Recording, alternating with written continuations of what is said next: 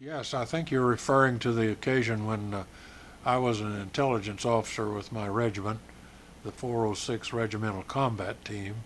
it was known as in those days, and we were stationed on the west bank of the Elbe River, approximately 35, 40 miles from Berlin. And it was our previous mission and instruction to cross the Elbe, advance directly to Berlin, and capture Berlin, or at least our section of it, in the name of the Allied troops.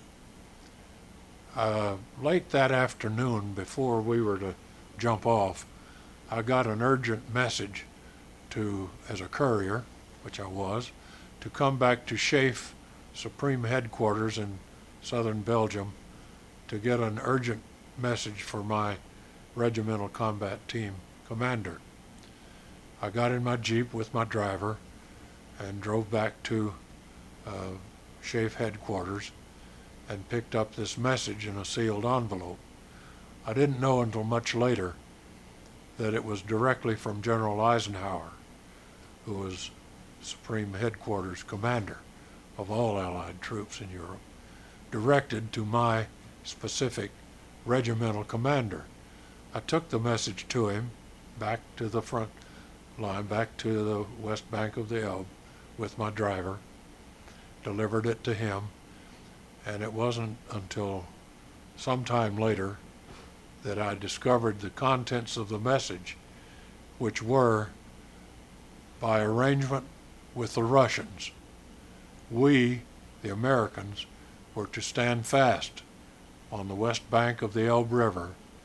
not to cross the river, not to enter Berlin and capture it, the capital city of the enemy, ahead of the Russians, but to let the Russians capture Berlin first. I have often thought since then that if my Jeep had had a flat tire, something as mundane as that, or if enemy action had taken out my driver coming back from Belgium, and that message had not been delivered, my regiment commander, having not received any instructions to the contrary, would have crossed the Elbe the next morning, would have advanced to Berlin, and would have captured it in the name of the Allied troops. Now, one can ponder for a long time on what this event might have meant to the course of the war, and more importantly, the peace after the war, if in fact an American regiment had captured Berlin before the Russians, how the history of post-war Europe might have been different.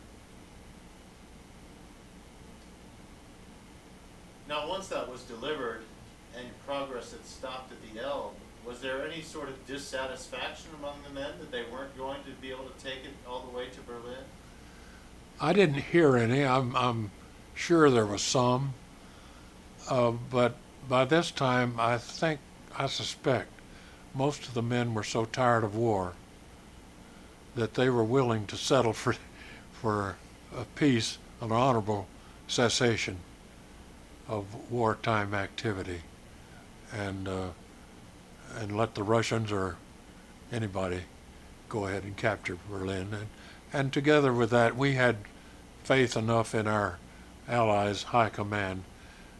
We knew that somehow or other peace would work out.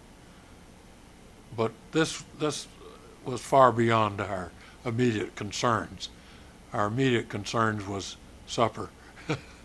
and getting a warm place to sleep.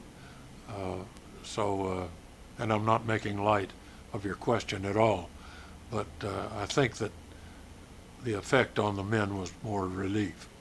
than anything else.